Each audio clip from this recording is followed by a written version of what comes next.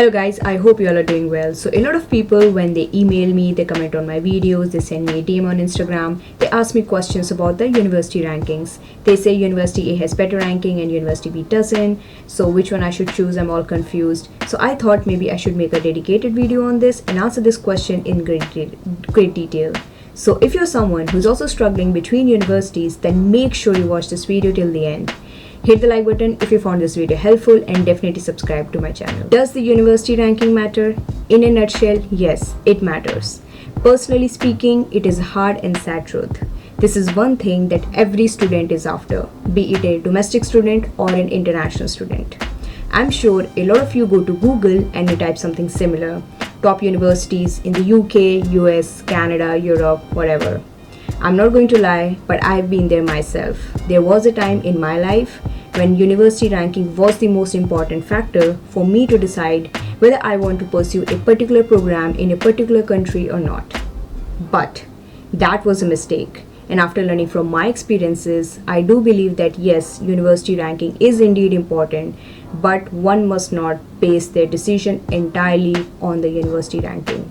So, what are the more important factors you should look for? Everyone is going to tell you different things, but personally speaking and based on my experiences, I believe there are 4 factors that you must consider besides the QS ranking of any university. The number 1 is the curriculum, and I'm going to talk relatively longer on this. It does not matter whether you're going to Harvard, Stanford, Cambridge, Oxford, Edinburgh. If the curriculum is not rigorous enough and good enough for your specific interest and goals, then there's no point of going to a top university. I will give you a specific example.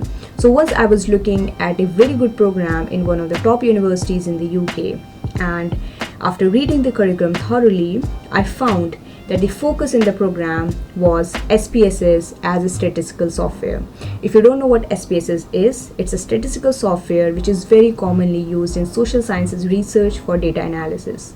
SPSS is still widely used, but R and Python are now becoming very common these days. So if you want to pursue quality research, good research, then you have to learn these at some point in time, especially if you're interested in quantitative projects. And of course, it also depends upon the nature of a project, because some projects don't need any proficiency in R or Python, because such as the qualitative projects.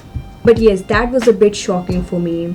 SPSS is not useless, I'm not saying that. As I said, it is still widely used among researchers, but I'm already proficient in SPSS and there's no point in paying a hefty fee or take an education loan for a program that is going to teach me something that I already know. And the same thing goes for the modules. If I'm getting a program, for example, in clinical psychology, and the curriculum is very interesting, it's very good and it's very rigorous, but it is in a not very good university, for example, it's not in top 20 or top 50. On the other hand, I'm getting a program in a top 20 university, but the program is not very good, interesting or rigorous enough, then I think there's no point of this. Ideally, I should be choosing a relatively lower ranking university, but with a good, interesting and a rigorous curriculum.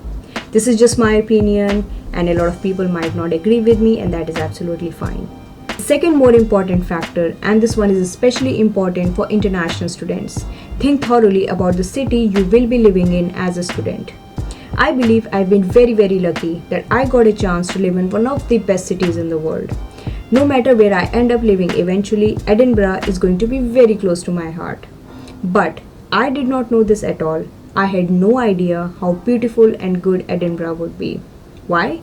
Because I did not do any research. Other than Edinburgh, I also had an offer from the University of St. Andrews, and I was very much inclined towards accepting that offer because St. Andrews is one of the best universities in the UK, even in psychology. But in hindsight, I think it's for best that I did not choose St. Andrews, because I went there last October with my friend and it just felt so small. It's just like a little town in comparison to Edinburgh.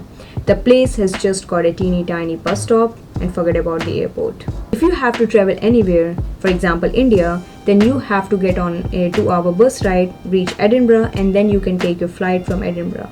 Of course, when you start living, you sort of get used to it and it is not a problem anymore. But remember, there are actual perks of living in bigger cities in the beginning, and especially if you are an international student.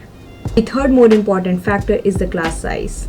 I believe these days you will find that in a lot of programs the class sizes are usually bigger. Now, don't get me wrong, I'm not saying that people should not be given admissions, they should not be given opportunities, but having very big class sizes can actually affect this teacher-student interaction in a negative way. Why am I saying this? Because I have experienced this myself, and it can actually deprive you of the opportunities, unfortunately. So whenever you are looking at different programs, no matter which discipline, make sure you also consider or you also look at the class size of different programs you're interested in. You may not have thought of this before, but the fourth and the final more important factor other than the QS ranking of any university is how challenging any program is. I think any program should not be too easy for you, and it should not also be very difficult for you. If it is too easy for you, then you may not be able to build on the necessary skills you may not have yet. And if it is too difficult for you, then you may not be able to cope. And this is especially important if you're new to any education system.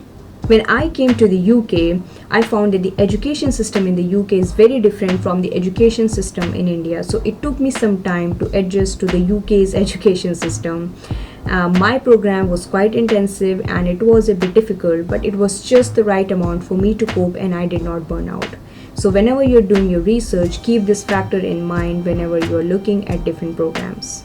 Okay guys, that is all I wanted to say in this video. I really hope that you enjoyed watching this video and now you have a better idea that yes, university ranking is important, but there are other important factors that you must consider. If you guys have any questions related to this video, then as usual, comment below, send me an email or send me a DM on Instagram. I will see you in my next video. Until then, take care and stay happy.